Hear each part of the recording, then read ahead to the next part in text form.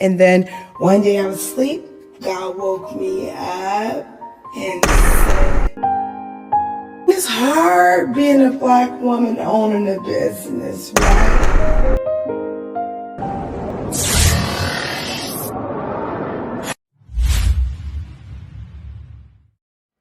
Welcome to another episode of Entrepreneur.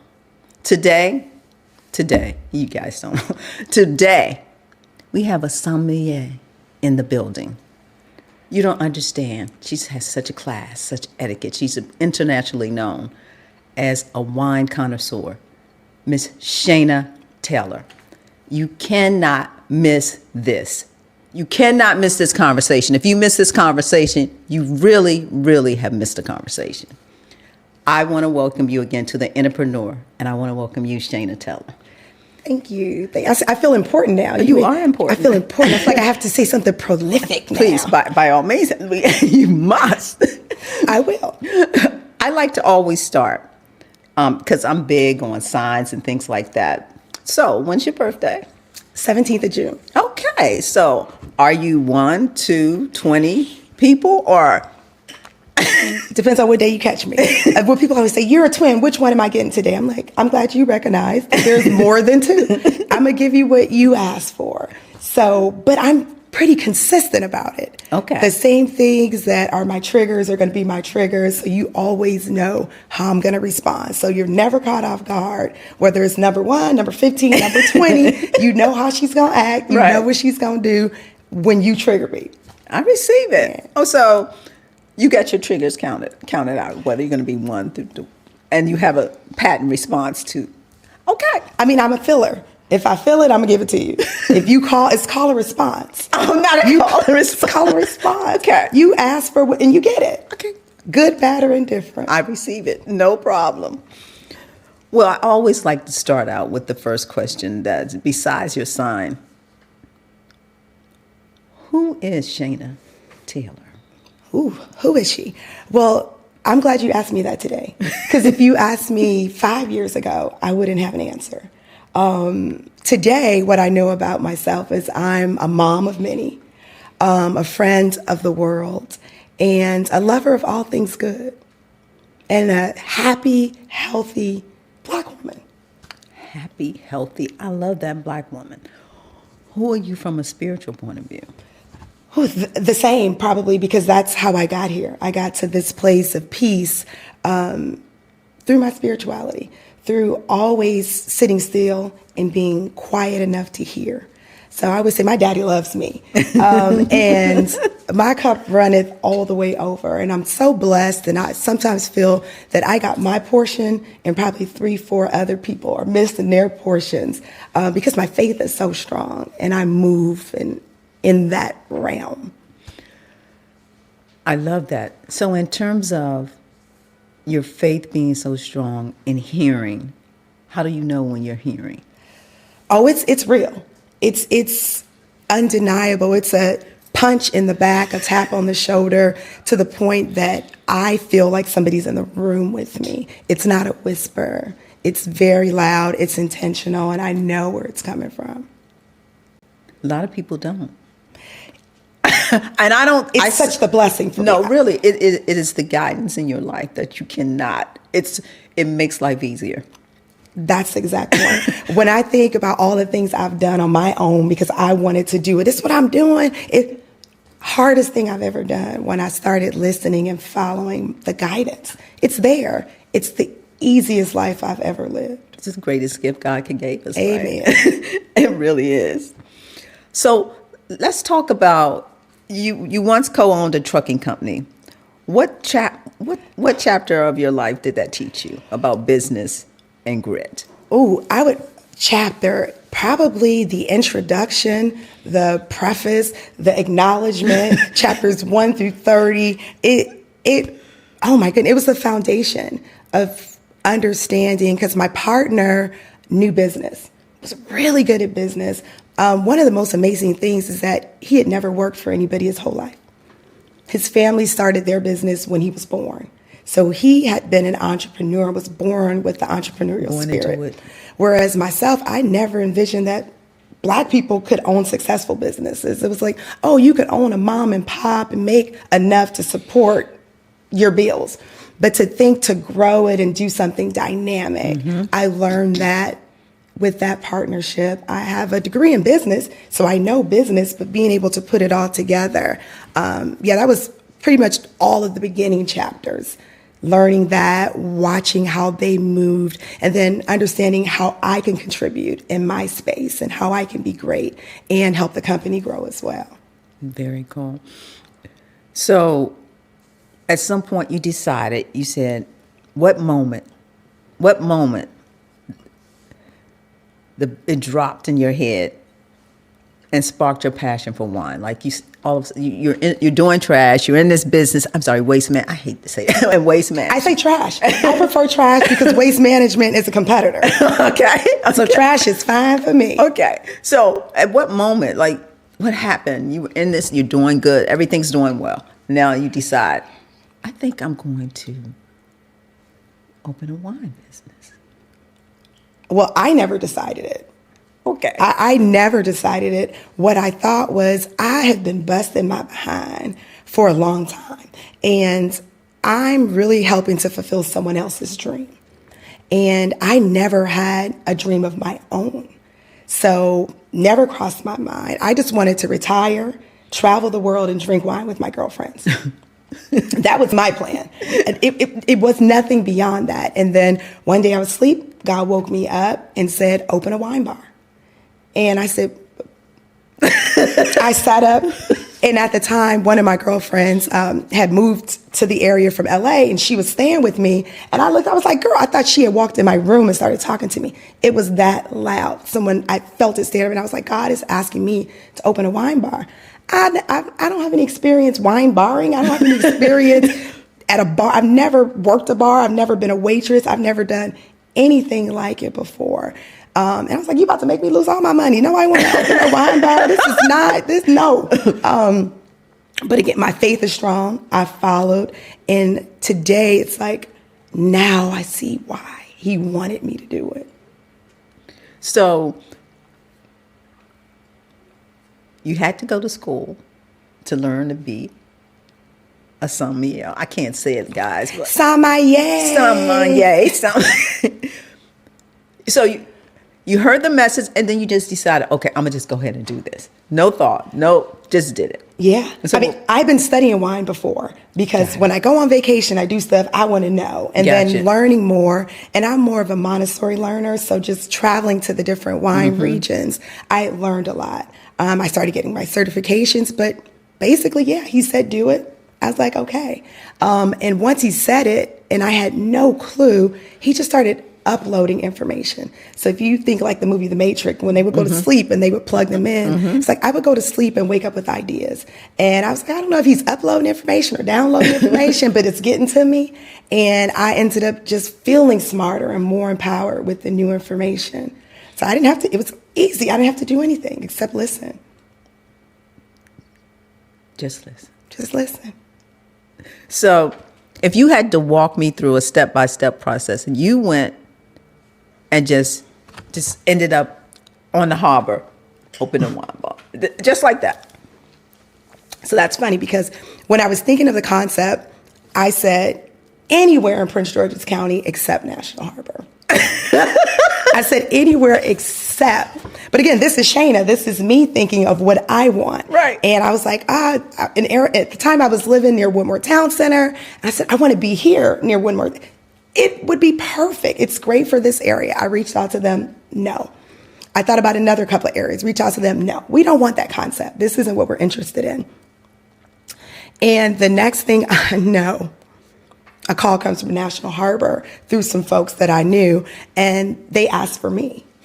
They asked me to open a wine bar. And I'm like, it's the last place. It's the most expensive place in the county. And I said, this is what God wants me to do. This is where he wants me to be. And I hadn't done any research or anything, but what I ended up finding out was the business model that I wanted to run would have only worked at National Harbor. I would not have been able to get the license to do it anywhere else in the county. Wow. That spot was the only spot. So that put the nail in the coffin. You knew it was The one that I said no to, the one that I said I don't want, but God has something else in store. And so it's just been wonderful since you've been there. Wonderful, define. It's been great. I've been serving it's hard being a Black woman owning a business, right? But I've been able to serve my purpose. And every day I'm in there, I'm crying with somebody. It's always something. I get a chance to see how I impact other people's lives, how they impact mine. And it's like, this is why God wanted me here at this space, at this time. Lovely. So you've traveled the world to different wine regions. Tell me how that was. So number one, I like traveling. And I remember being younger, I just want to put on a bikini. Like, put me in a swimsuit. But as you get older, it starts to look different. So like my vacations got to be different. It's not all about being in a bikini out on the beach. Right. So we evolved into wine and the culture of it. So each country that I go to, I'm studying the people and I'm studying the wine. And because those are two of my favorite things to do, it always ends up amazing. You always hear a good story. You always walk away with something different. And I'm always inspired and refreshed. And the wine is great. So I have not visited a bad wine region or a bad wine country, but just get a chance to hear their stories and watching the process. And then you get a chance to savor and taste what they've created. It's amazing. I couldn't imagine doing anything else. So would you say wine is a universal connector? Absolutely. That's one of the biggest parts of my mission. I always say wine is similar to math and music. It doesn't matter what your background is. It doesn't matter if we're speaking the same language or not. When we pick up a glass and we toast and we enjoy, it's a common ground. And there's no room for all the divisive things that the world brings into play. It's about the wine. We're going to have these conversations. We're going to focus on that. And because a big part of my mission is diversity and inclusion, it's so important to me. It allows me to open myself up to people and or things that I might not necessarily be in the room with or having access or having conversations. So as an example, down at National Harbor a few weeks ago, the president hosted a big convention. So there were a lot of people that you probably would not normally see at National Harbor. And I could feel the tension. It was just so much going on. But Vino is not the place for that. So we started going out and inviting the people to come in. And they were inside, the folks from the conference were inside with our normal customers. And watching it, I was just so proud to see that's the space I created. That's why God had me there so that I can be the connector and I can bring people together and ask questions. Because there's always a lot of things about people that we don't know, how they're this, why they're this. This is the perfect space to ask those questions. People were mad. You voted for this person. You voted. Well, now let's have a glass and ask them why. Exactly. Because they'll probably tell you something you've never heard before. Perspective. I love that. You've talked so much about it already, but I want to ask about inner work. Do you have any kind of limiting beliefs or internal blocks that you needed to overcome doing this kind of work? Have there been some things that you felt like you need to have some breakthroughs? Yes and no. In a sense that I think God gave me this concept and this idea at a moment where he knew that I was ready. Okay. Had it been prior to this moment, I'm sure I would have had a ton, because in the business of wine and in the spirits world and in this industry, there aren't a lot of women. And then when you even make it smaller, there are not a lot of Black women. So if I'm psalming, because we say psalm, make it easier than having to say the whole word. Right. If I'm psalming an event like in other countries, there may be, let's say there's 1,000 of us. 5 may be Black, 1 or 2 may be Black women. And then now it's like, are they African American? Are they Africans? It changes the dynamics. The pool just gets smaller and smaller. So I think if I wasn't as confident of a person, if God hadn't blessed me with all the things he's blessed me with, I might feel small in those spaces. I might feel insecure. I might feel that I don't know my stuff, but at the end of the day, I know my stuff. And so my knowledge and my experience trumps anything else for me. It makes me feel more secure. It empowers me. It's almost like my Wonder Woman lasso because I did the work. Awesome. I'm glad to hear it. How do you stay aligned with your purpose when things get tough? That is a great question. I think the thing that probably keeps me in line with my purpose is that I live my purpose. My purpose is me. It's not like I feel like I'm separated from it. It's who I am. It's the essence of my character. And I've always known that my job was to bring people together. I was an athlete. I was a scholar. Typically, those two people never were in the same space. So I would have my jock friends with my nerd friends, and I would bring everybody together. And it was always like, I was the melting pot. I was the creator of the mix. But I never understood that that's a purpose. I just thought that's what I was doing. I'm a high school student. I'm in middle. I never realized that it was a purpose. I didn't realize that that was God setting me up to be able to do what I'm doing today. Right, yeah. So because it's the essence of my character, I think it probably makes everything easier in that I kind of don't struggle as much as I used to before I knew what my purpose was. Right. I think I was over 40 when I found my purpose. And it's like, oh, now I walk in it every day. I eat, drink, sleep, breathe it. And because it's a way to make money now, and it's what I do every day, all day, it's never out of sight. It's constant now. I love it. What kind of jock were you? Good. I lettered in 3 sports. I lettered in 3 sports, but I played everything except basketball.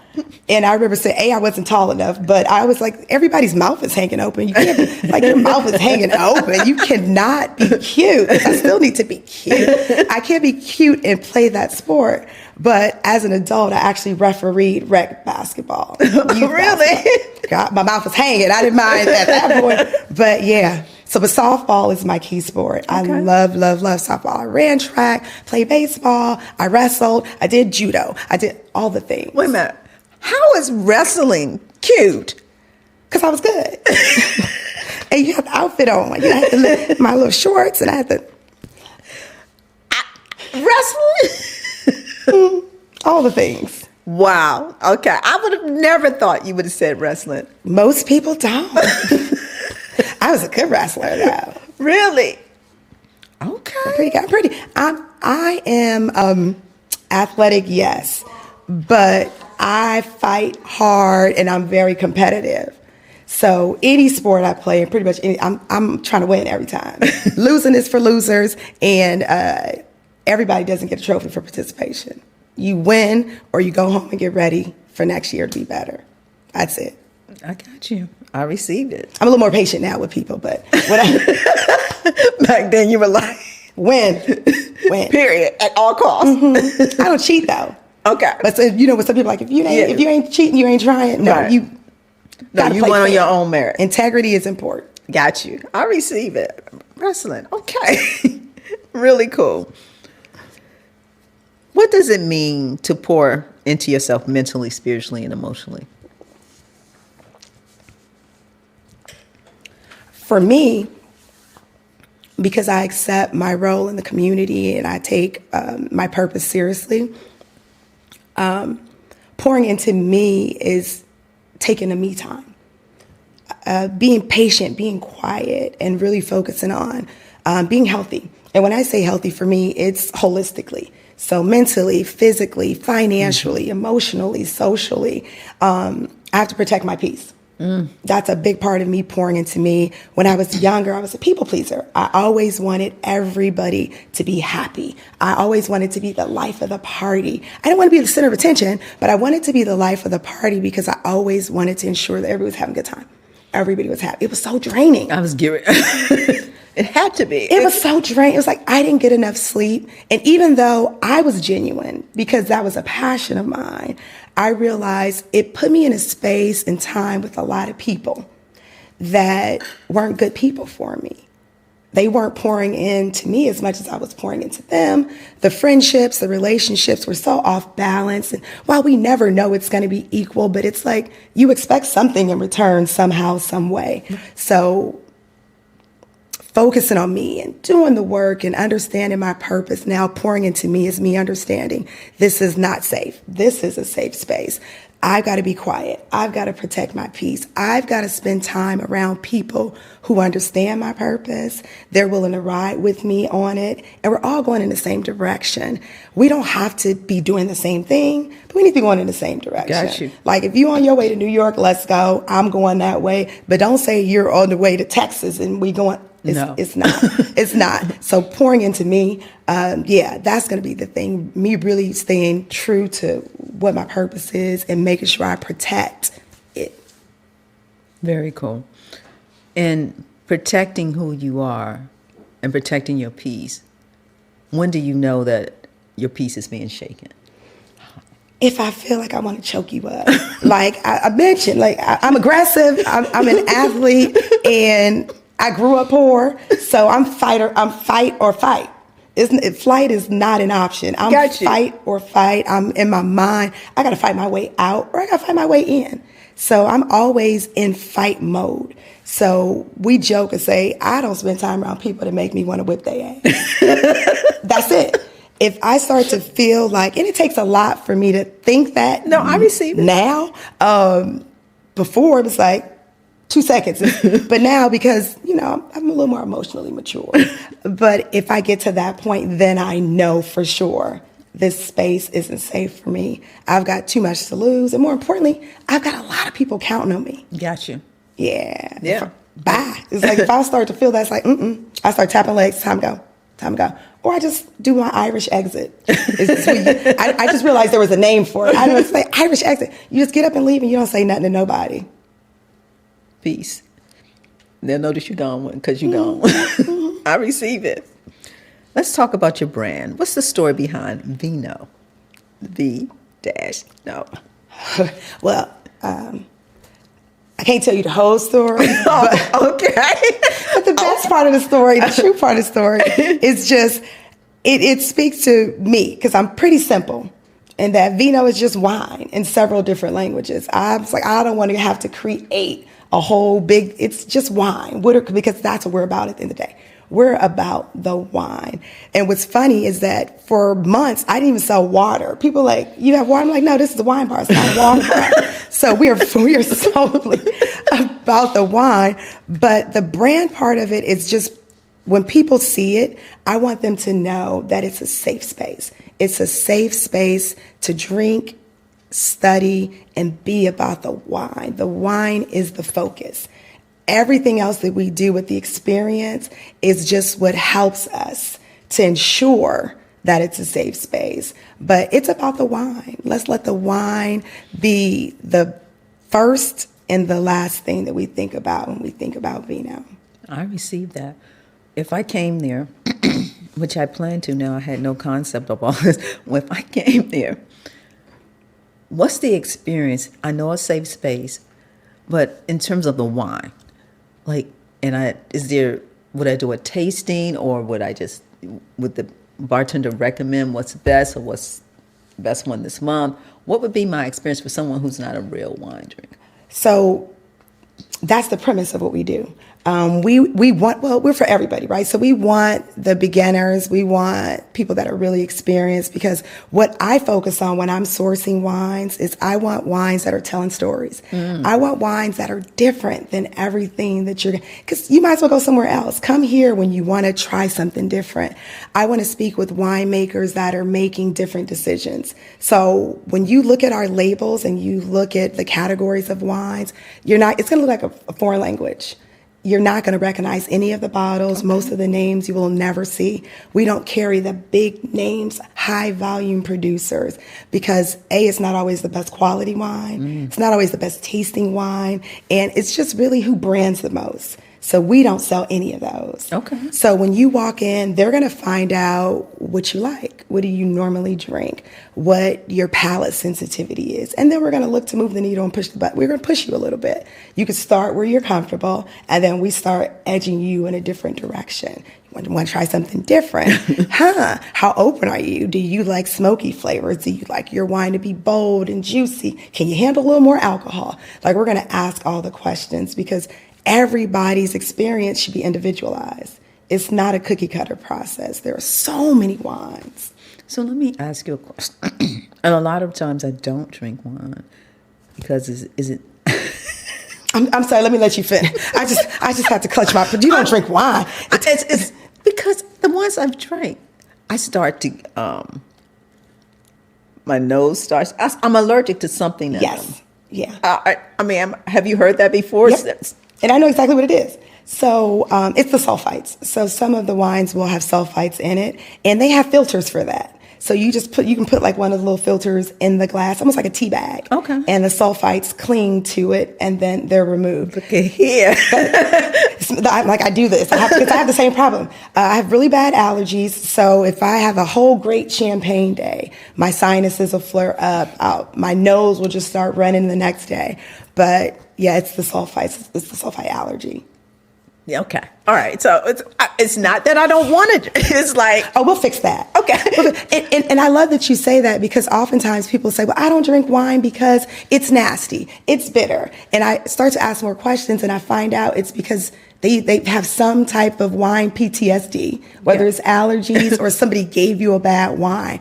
And so it's similar when you meet a bartender and you ask for wine and they just shove something to you without asking any questions.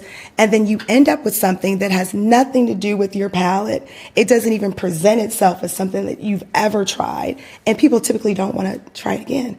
So when people say, oh, I don't like wine, I'm like, you just haven't met a wine. You haven't met a wine you like yet. We haven't had a wine experience together because my goal is always to get to the, oh, this is good. What is that? That's my goal every time, every customer. Lovely. How do you feel as being Black people? What's the cultural experience aligned with being a Black woman and doing? Because I received that it's mostly all other, and you already stated earlier that you're the minority everywhere you go. Mm-hmm. So, one, how does the culture support you, and how do you open their mind to it? Because it's not the thing that we're used to as Black people. Or correct me if I'm wrong. No, you're absolutely correct. I love it, actually, in a sense of this. I'm always remembered. I'm going to be that one Black girl that shows up, that knows her stuff, and I have purple hair and purple lashes. So they're always going to remember me. And they're always going to, and they come over and then they start asking questions because I do more than most of them do. So they're like, oh, I saw you went here. Tell me about this. And they remember me and they know that I'm a go-to resource. Now, do I like it? Absolutely not that I'm the only one. I would love, like when you find something you really enjoy, you want to experience it with more people. So I mentor now. So I mentor future sommeliers. Nice. I have a group of students that I work with to help them pass their tests. Because similar to when we think about like the Venus and Serena story, wine is cultural, it's expensive. So it's something that in our communities we don't do. And it's so expensive. And getting into the business, they don't make it comfortable, they don't make it easy. Absolutely. So other cultures have been doing it their whole lives. They're drinking wine at 10 years old at the dinner table. So they have way more experience. So when we start, it's like, oh, give me the Moscato. Oh, that's where everybody starts. However, when you're out in the world with adults, they're going to look down on you and they're going to make it so unapproachable that people tap out. So it's something that I take seriously. It's a part of my passion. It's what part of the mission.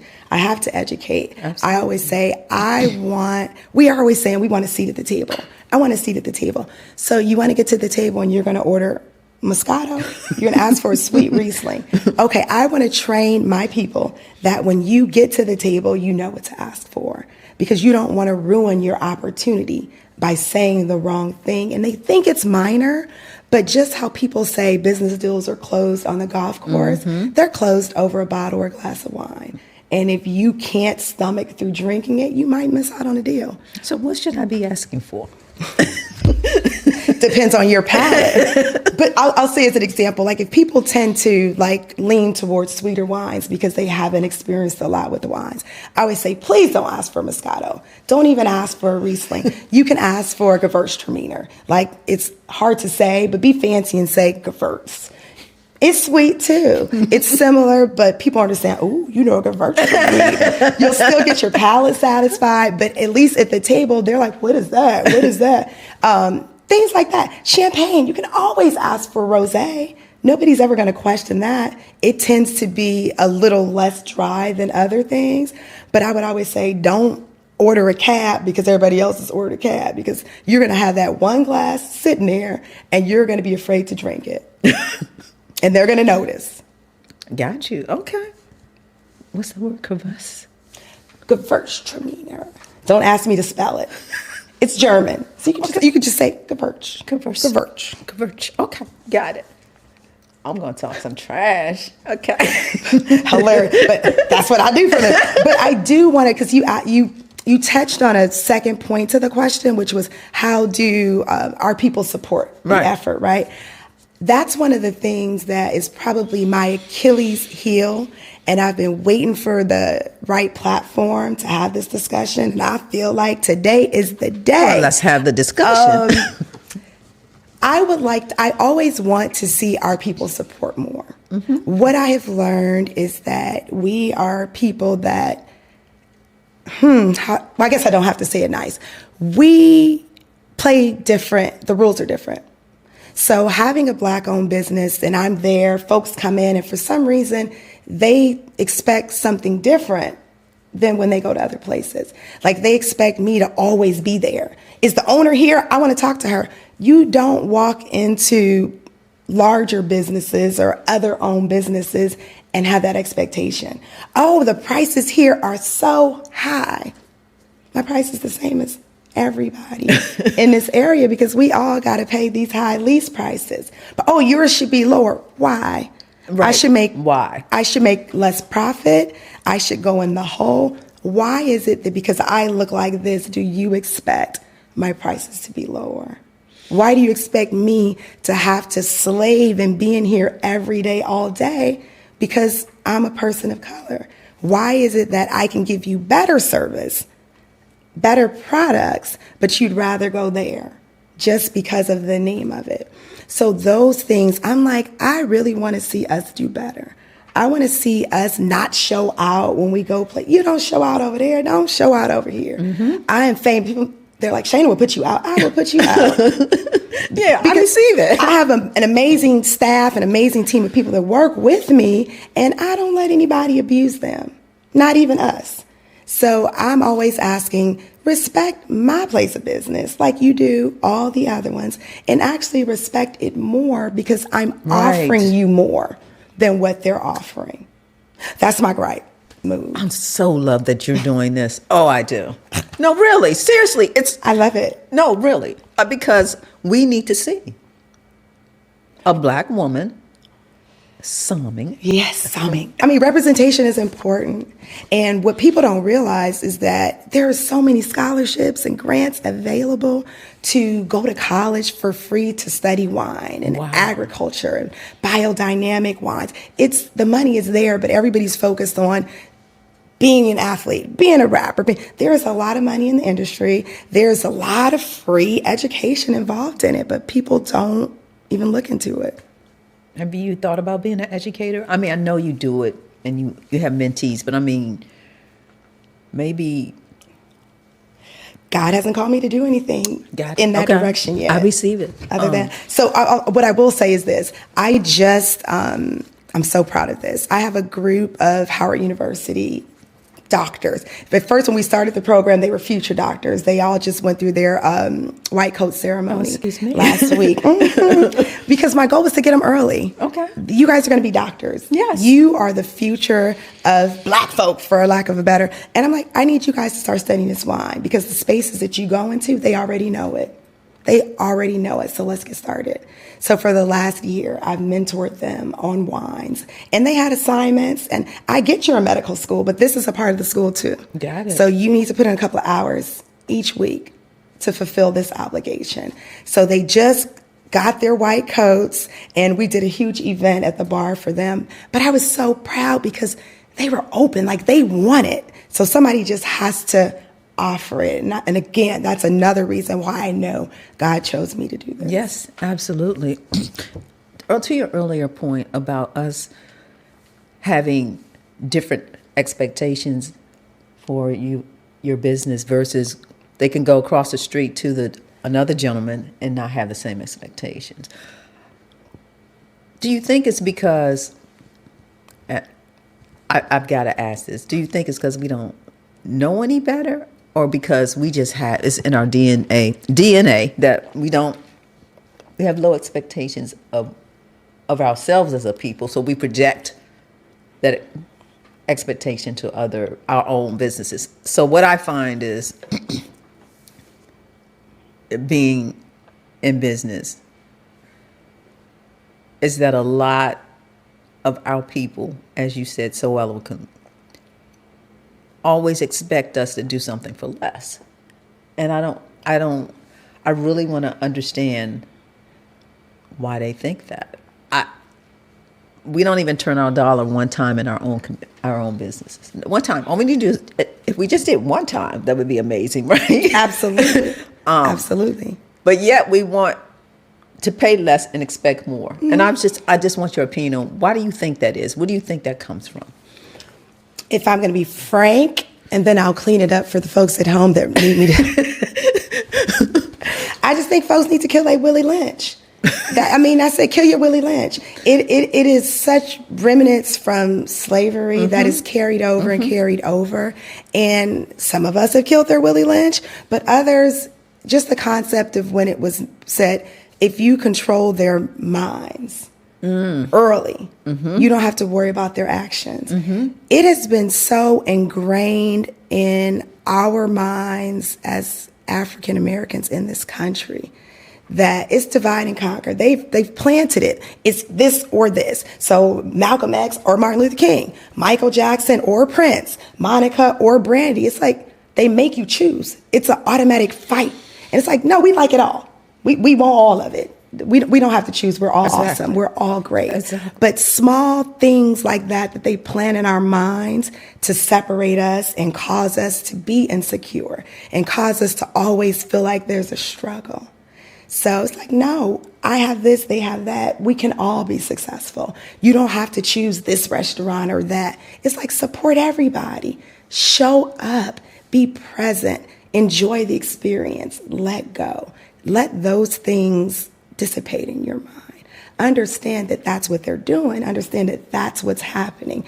It's not that, oh, you need to get, I got to give you the hookup. You don't ask for the hookup over there.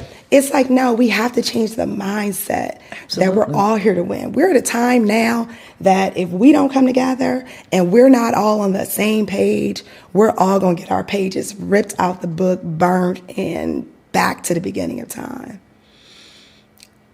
On the other side of the coin, have you faced any racism being down on the harbor? All day. All day. It's like, yay, I want to be at the harbor. It's great. And you get there and you get in and then you start to see the microaggressions, right? It's so introvert. It's so subtle. It was, I remember initially I was asked, you sure you want that to be your logo?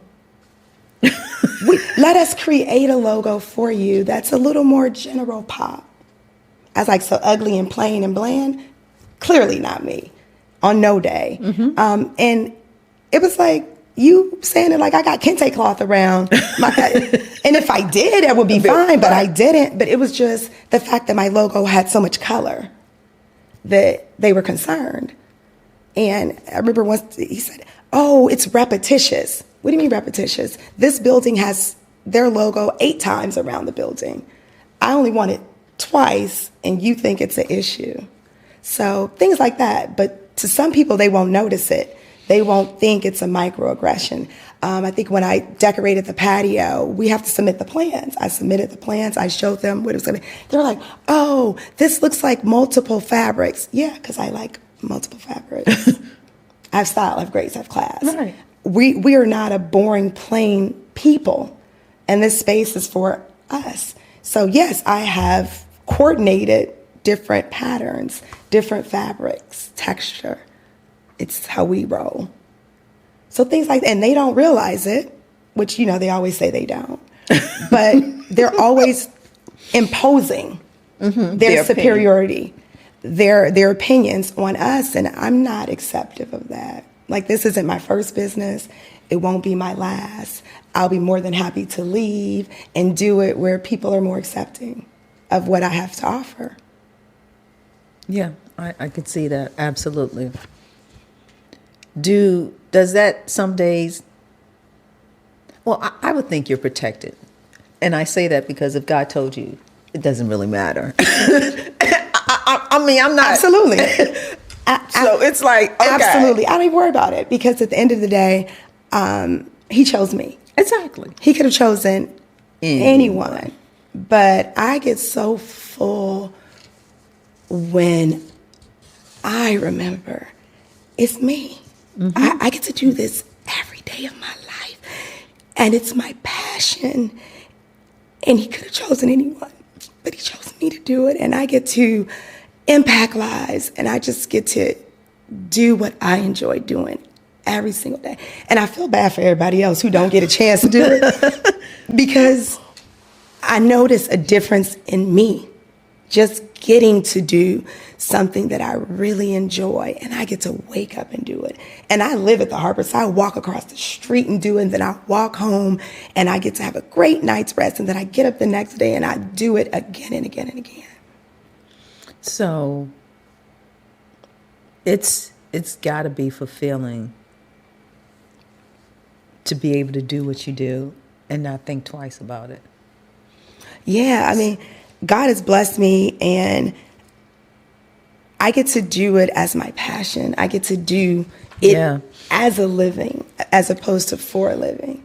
So I don't have to make a lot of money doing it because it's not a lot of money doing that aspect of what I do. But I get to provide a service for the community, and they're happy, and I get to change lives. And when people are having bad days, I get to help impact that.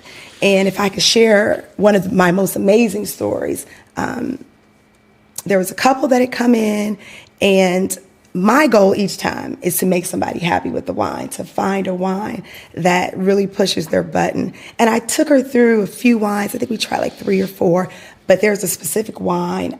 I knew off the first wine which one was hers, but I made her wait.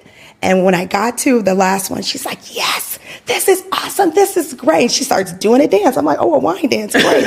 I'm here for a good wine dance, honey." So she does the dance, and so she tells her husband, "Go into the bathroom, order 6 bottles of that. We need to have that." Yes. So when she gets in the bathroom, he leans in and he goes, "Thank you so much." He said, "I haven't seen her smile in 90 days. He said, "It's been 3 months. She said, "Her mom died of cancer.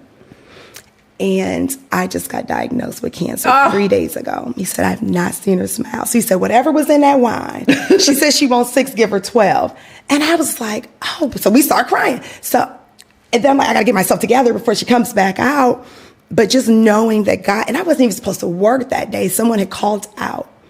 So knowing that God put me in that space at that time for that moment. And I have many of those moments.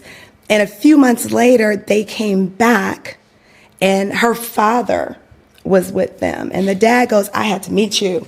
I heard the story that you made my daughter," he said, "my baby girl, you made my baby girl smile for the first time after." And he starts going into him and his wife had been together for over 40 years. Wow. And he didn't know how he was going to. And I was like, "You want me to find a wine for you, Dad?" So he's like, "Yeah." And he flew in from Florida to do it. So just those kind of moments set everything straight. It makes everything right. So when I have those racist moments or those moments where people try to make me feel unsure, I remember those moments, and it makes everything all right. And that's what living out loud truly is. It has nothing to do with money. At all. At all. Yep. I get it 100%. Let me ask you this. I don't know, you might have said this already, but how do you merge luxury, culture, and inclusivity in your brand?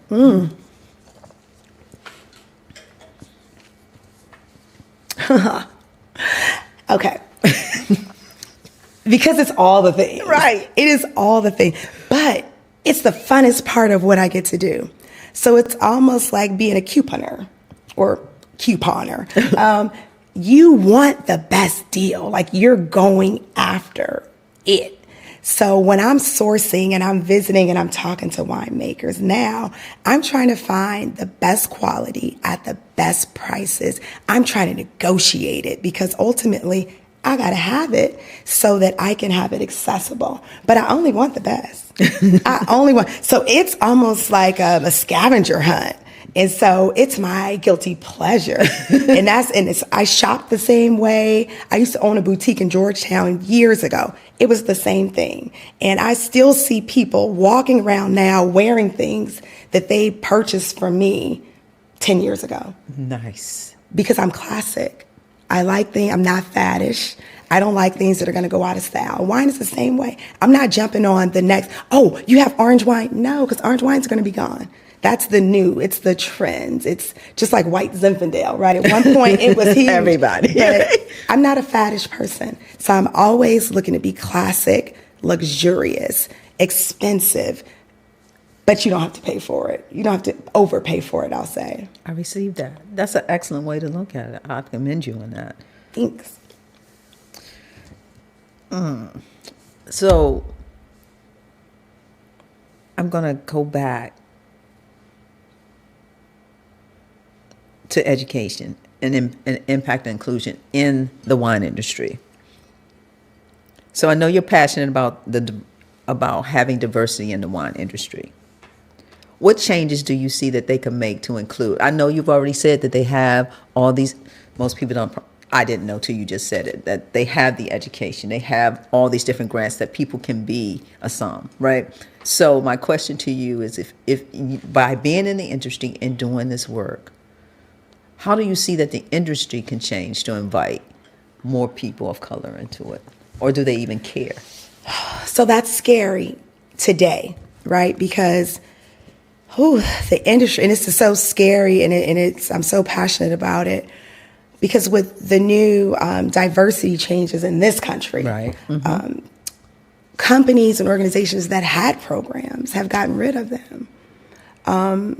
As an example, a huge retailer, and I'll say the name because I'm saying the name, Total Wine. Okay. Originally, as large as they are, never had a diversity division. Never. And they created one, I believe, I want to say in the last 3 years. But as soon as all these new initiatives came up, they got rid of it. And with as many people of color that spend money with them and as many brands that they sell, that they make money off of, for them to remove all of their diversity, people, issues, plans, promotions, sponsorships, everything's gone. It's crazy. However, the good thing is that other countries that are run by other great presidents still have them. So you'll have brands that are not U.S.-based brands that are always looking to move the needle. At this point, I don't really even care the why, because I do realize that they're doing it because they realize that it's a greater market share. So if your company has been advertising and marketing and being bought by this specific group of people, your money is going to be the same. But if you open it up and start inviting a different group, you're going to increase revenue. Great. We want every business to do well. And if we can do well At the same time, in our community, it's awesome. So you'll see larger brands out of France and Italy, South Africa that are paying for education. They're doing exchange programs for students to come from the U.S. to go to the wine countries and study, and they pay. And it's an amazing experience. We're not doing it here locally. Or I should say, it's abroad, but it's not domestic. But this too shall pass. This too shall But I like to see more. Yeah. I'd like to see it happen more because they have more programs to involve women, because that's all women of every country, but not Black women, right? But I always say it's us. We have to do it. So you have certain brands that are Black-owned brands that are large that aren't doing it. So I say we call them out. We require that of them. We should expect it. I feel like we shouldn't have to ask you. It should be something that you're already doing. I don't want to name no names, but I will. Now that I won't do. I'm not going to mess up my money. But yeah, we shouldn't have to, I'll say that. We shouldn't have to ask you. It should be something that you innately understand needs to be done. And we're counting on you. We're calling on you. This is a call to action. And do you think that those wineries that you speak of think what we just discussed? Why do I have to? Why do I have to? Why do I have to have the expectation of that because I'm Black? Do you think that that might be their reasoning in it? I mean, it could be. They could use that as a cop-out. They could use it as a cop-out. But I think it should be an expectation because we're not crabs in a bucket. When you get out, you're supposed to reach back and pull other people out. And I think it's more so a part of that, not us putting a false expectation. It's you got out. Help some other people and then let those people pay it forward. Right. I don't believe that means you got to get everybody out, but you need to get a good enough group out that can then come back and help people out also. I get that totally. I'm going to ask you, this is about mindset. So do you have any daily practices or rituals that keep you grounded and inspired? I do. I read every day. Okay. So I start my day with reading something.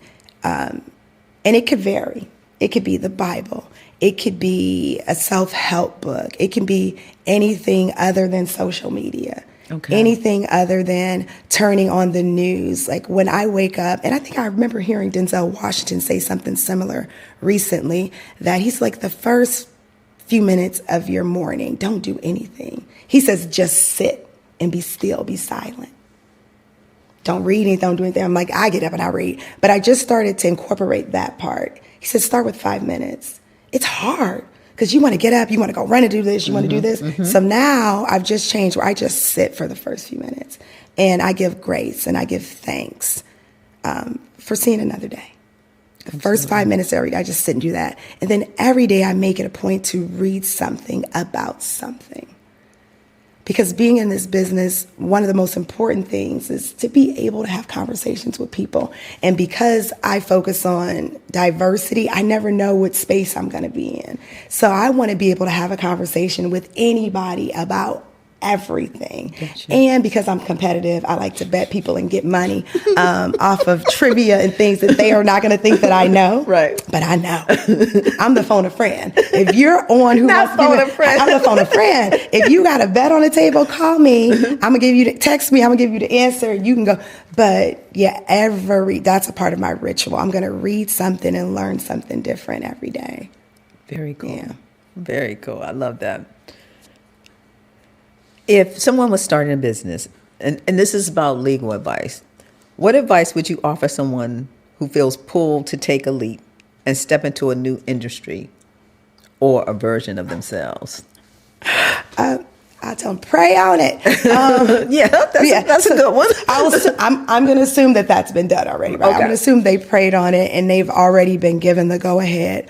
But I have a list of questions that I give people when they're doing this, because it's an important exercise.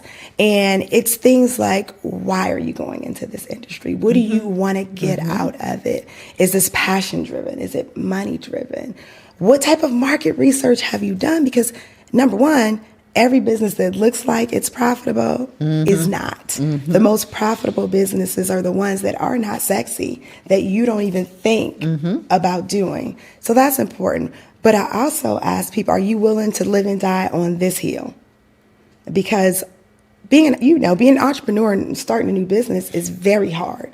It's also very expensive, and it's not rewarding unless you find a reward that failure is rewarding, right? Not being able to overproduce quickly. You have to find a different reward because you're not going to have those things. It's not going to happen. No matter how good you are, how great you are, how well you know your craft, you have to be prepared to get sued, to get lied on, to get beat up, to have staff call out. Like, it's not sexy owning your own business. Not at all. And when people say, oh, I want to be my own boss, I want to own my own business so nobody can tell me, I'm like, oh, everybody's going to tell you what to do. Like, when you become a boss, when you own your own, everybody is going to tell you what to do. You've got internal customers, external customers, vendors, creditors. You have everybody telling you what you can and cannot do. So if you want to be in charge, the last thing you want to be is an entrepreneur. Exactly. Because you're not in charge of nothing. You're at everybody's will. Yes. If somebody calls out, you're working. If somebody wants something yesterday, you're doing it. So I always go through this, not to discourage people, but to encourage them encourage them by knowing the truth. If you can hear all this and know that this is what you're getting into and you still want to do it, run it. Let's go. What you need from me? Let's go. But most people, when they hear, they're like, wait, what? I got to do, I got to do. Absolutely. Oh, yeah, you're not going to get a check. You're the last person to get the check. And on top of you not getting a check, you're going to be writing more checks every month to cover this. Because if the payroll's not there, you got to pay it. If the rent money's not there, you got to pay it. And so once they start, they're like, I got to do. I mean, unless you got an overflow, you got a little leprechaun sitting in the corner with a pot of gold somewhere. You are funding it until it can fund itself. And oftentimes it takes a while. So I go through those types of things with them. It's like, if you in, let's go, you in. But I need you to know the real deal, the unsexy part. People are like, oh, you're looking at the sexy part. Oh, you make your hours. Do you? Like, do you? Yeah, right. Because you make your hours all right. Right. They only know the myths. So I try to break down the myths of owning a business, and especially a small business, because that's even trickier than anything else. Yes. And you don't have the track record behind you. It's so many things. No, and you don't have the support. Like, if you fail, it's you. Yep. Nobody's going to step in. You don't have partners oftentimes. There's not a bigger umbrella company that's going to come in and rain money on you. No. Got you. What is the legacy you're creating through wine and through the way you serve? What is the legacy you want to create that you're leaving behind? So the legacy that I want to create is to show people that wine is diverse and that as people of color, we can do it. I want to be able to show and have representation that, like sports, anything we do it better. That's really the legacy. Anything and everything we do it better than anyone. From a hospitality perspective, from an understanding perspective, I think because we are naturally caring people. We've been through so much that we can be a lot more empathetic and understanding. And that's the legacy I want to leave behind, that this is a space, this is a community, and we can do all of that through like this amazing thing. It's just a thing, whether it's red, white, or sparkling. It's a thing, but it's a thing that's neutral. It's so neutral, and it leaves room and opportunity for us to all grow and be together and enjoy it without any of all the BS that's attached to everything else in life. I love it. I have one more question. If your life were a bottle of wine, what would its name be, and what would the label say? Okay, so if I were a bottle of wine, well, first it's going to be champagne because I pops off. Let's be clear. It's got to be champagne because I come with a pop. I pops off. And because it's so, the pressure is so much pressure in the bottle. And then when it's released, it brings joy. It's like the most amazing thing. When that cork comes out, everybody starts to celebrate. So I would be that bottle. Like when I pop out, the celebration starts. It's a party. What would be the name of it? Probably. So my name, so Shaina means beautiful. Okay. It means beautiful. So I think that it could just be Lady Shaina because Lady Shaina. It's just beautiful lady. It would just read beautiful lady. Love it. And then my bottle would have to be differently shaped, like, like the ideal mind. But yeah, that's what I see. And it would be a rosé, and it would be vintage. Oh, it would be a lady of a certain age. So yep, it would have to be rosé. It would be a vintage, and it would sparkle, and it would be delicious. Love it. Well, I want to thank you. And I always end with, because I'm sitting here just throwing questions at you, and I always end with, is there anything that you would want to ask me? Absolutely. Oh, God. Great. I'm glad you, thank you. Thank you. That was a gift from the little sweet baby Jesus. Thank you. Thank you. Because I'm doing an interview. I have to interview a celebrity next week. And it's probably one of my first times doing interviews on camera of people. Okay. So you do this all the time. So I'm going to ask you for some key pointers. What should I definitely do during the interview? And what should I absolutely not do? Well, please, I don't even have to say this to you, but I got to say it. Be prepared and do your research. Mm-hmm. Please be prepared. The one thing I try not to do is put people on a spot where if you know something negative about them I try not to put them on the spot. That's the one thing I don't feel good about that, because everybody can't discuss or want to be put on the spot about something that happened to them. But the biggest thing for me that I do, and I don't do this all the time, I'm learning as I go, but the biggest thing for me is I want people to come here and feel comfortable, right? And you do that by essentially just constantly giving them eye contact and really showing them that you're interested in what they have to say. I think everybody wants to be heard and seen. And when you're interviewing somebody, you want them to feel seen and heard. And if you make them feel seen and heard, then the audience hears and sees them as well. And so I think that's the biggest thing you could do, is just make the person feel seen. Okay. And that they matter. I like that. Okay. I've screenshot that. Okay. Now, what shouldn't I do? Well, that's not, that was should and shouldn't, but what should I never do? Never do. What should you never do? Don't say drink. No, I wasn't going to say that. Because I'm going to have wine there. I don't know there's anything that you shouldn't never do. Okay. Because you're going to always be you're going to be you. And you being you is going to be enough. There's not anything about you're going to do this. Like I said, anything that will hurt someone or their family, I'm not going to go there. Okay. Other than that, I think it's open. Okay. It's an open place. It's right. They agreed to come, right? And if people say, you want to sometimes do something controversial, then you tell them up front. Okay. Hey, I want to ask you that. Is that okay? Do you have a problem with that? And they even say yeah or nay. I personally am never going to put anybody on the spot and make them feel uncomfortable. I think and some people do that because all they want are ratings, or they just want to, be seen on social media. That's not enough for me. The conversation is about each person learning from each other and the audience getting what they need from that conversation. So the questions I asked you because I wanted them to know who you are. Thank you, because it's funny, I talk all day. Okay. But people typically don't ask me a lot of questions about me. Okay. And I'm okay with that, because I'm here for the wine. But I've lived a long life of time where I was always okay with people thinking what they wanted to think about me, or thinking who they thought I was, but never asking the questions. And I would never work or do anything to change what they felt they knew.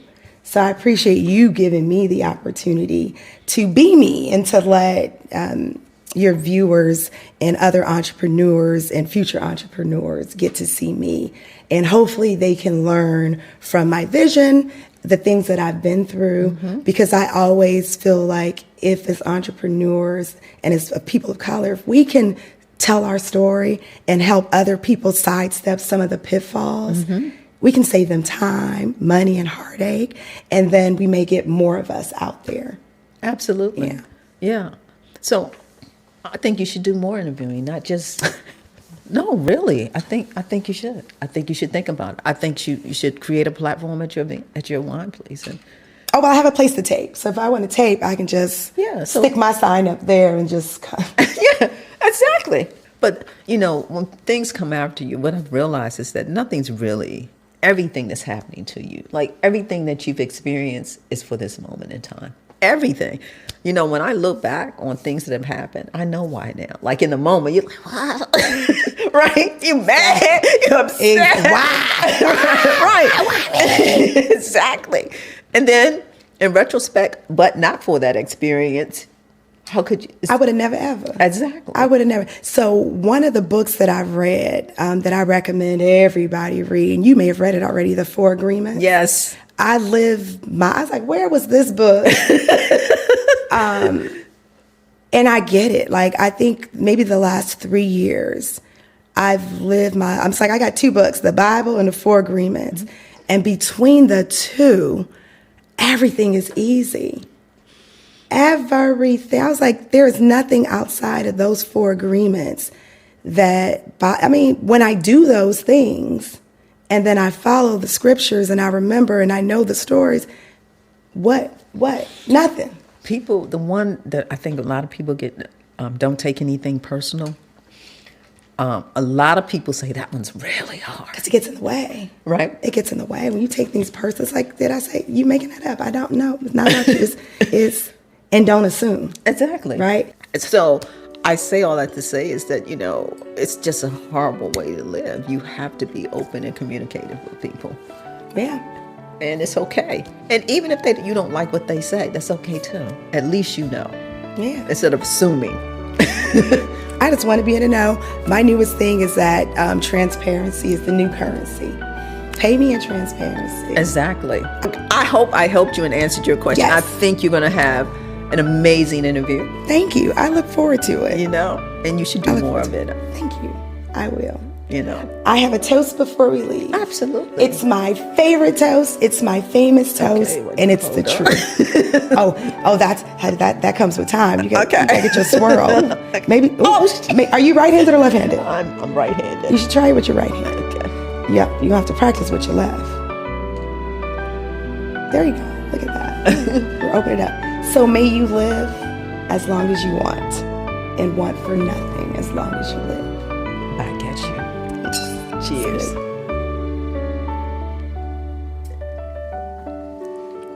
And that's another song. That's another episode of The Entrepreneur. I need you to check out the Vino at the harbor, the National Harbor here in Prince George's County. It's an experience, one you don't want to miss. And remember, most people say, if you want to hide something, hide it in a book. Well, I say, if you want to hide something, ask a person to look inside. Have a great, great day. Thank you.